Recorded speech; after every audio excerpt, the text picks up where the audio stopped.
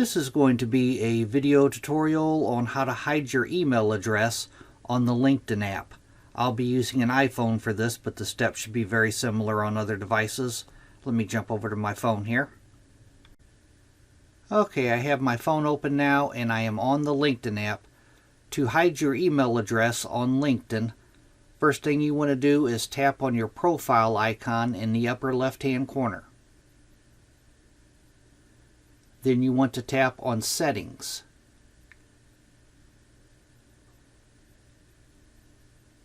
And from here you will tap on Visibility.